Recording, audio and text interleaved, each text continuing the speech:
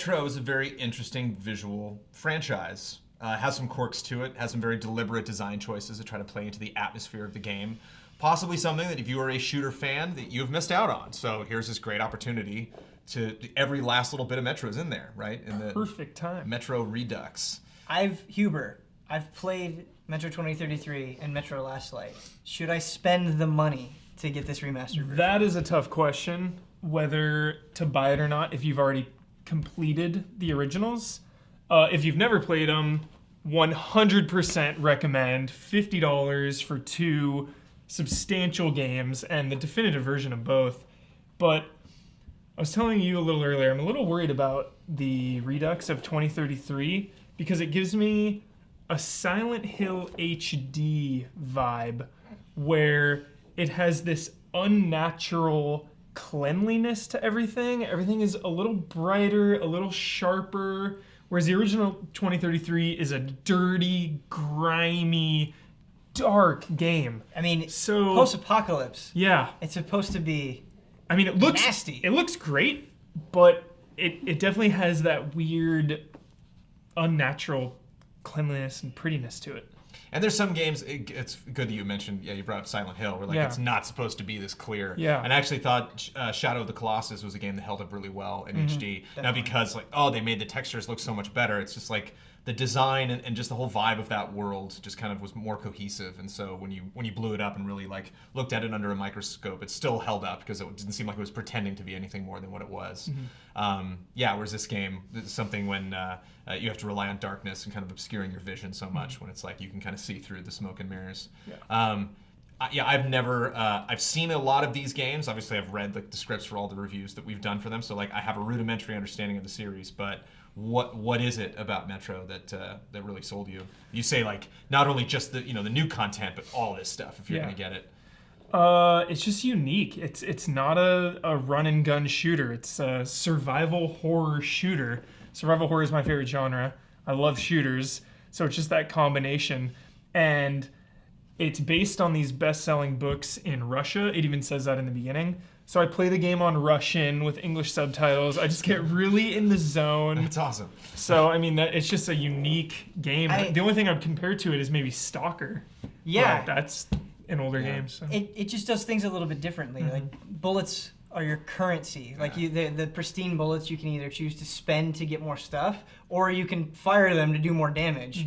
And I think that's a really cool risk-reward mechanic. And also worrying about radiation sometimes. There's this really cool segment in Last Light where you're kind of in this radiation zone. It's almost like a swamp, and there are monsters lurking in this really dirty water, and you're kind of going from safe zone to safe zone while you have to worry about the radiation, which I think is cool. And another thing that I really like is you're always wearing a gas mask because you can't breathe the air, and when you get damaged, you see the cracks in your mask, and I really like that a lot. It makes me feel more so than the jelly blood you see in Call of Duty, or just flashes of red. Jelly blood. It makes you feel like you're actually being harmed, and you feel more at risk, I think. Yeah, the world is just, for how dead it is, it feels alive. You feel part of this world. Resources are scarce. The gas mask, like you were saying, there's a button to wipe it because it gets all you get all sweaty, and there's rain.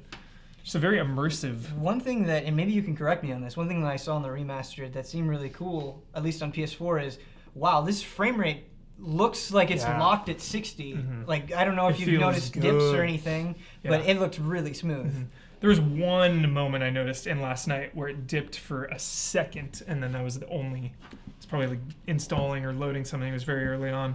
And other than that, it runs perfect. Last Light looks gorgeous. Last Light looks really good. Does it work as a package? Is it easy to jump in there and understand what order I'm supposed to be playing these games in? Is it kind of jarring moving from one game to another because one game holds up whereas another game doesn't? Interestingly enough, when you start it up, you can choose. It's 2033 and Last Light. Really easy, really nice. But when you quit out of one of them, you have to completely close the game and go back in. So I had to hold the PS. You can't just go back out to a menu? You couldn't just quit to the main menu. You were locked in to that specific game, so you'd have to force close the entire application and then go back in which was, kind of weird, but it only took 15 seconds. So I checked no out big deal. Halo Collector's Edition at Comic-Con, and they were focusing on that, how they're like not only making it easy for you to jump into these games, so you can like create playlists and take all these little bits out of it. Do you think that the game is so narrative focused that like it wouldn't? It's just single player, right? There's no multiplayer components to any of this. Correct. For the DLC in Last Light, I didn't play the DLC. Okay.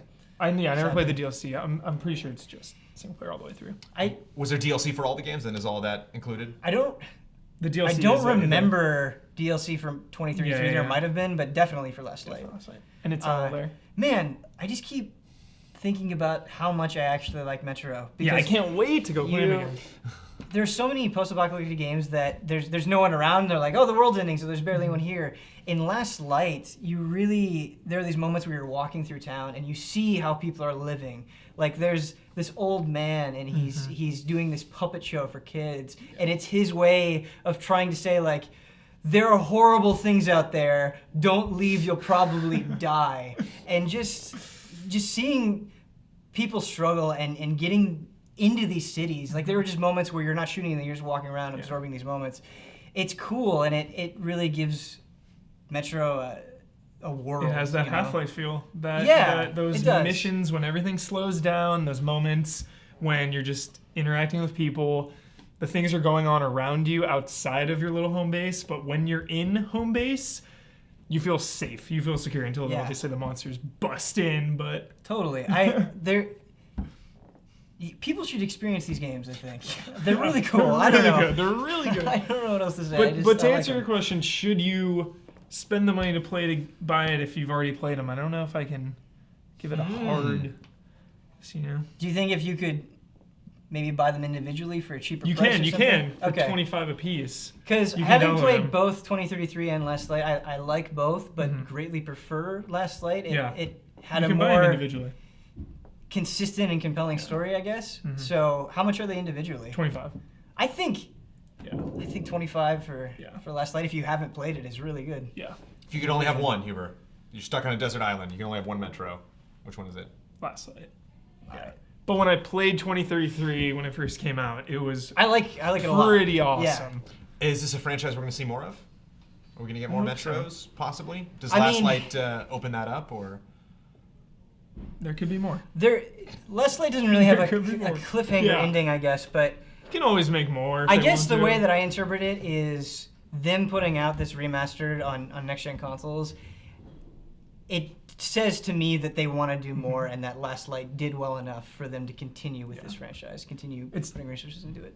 Definitely one of the best HD remasters that I've played. Wow. Ever. Like Last of Us style. Yeah. Okay. Totally, like, not phoned in, not just, let's, touch it up. No, they fully rebuilt 2033 with Last Light's engine. So they put a lot of time into this, probably a lot of resources. So you're very confident that Ben Moore is going to enjoy this experience. Absolutely. So we'd be wasting our time to get Ben Moore to come back in to talk about more Metro because it's that good. Yes. All right, good. Metro conversation over.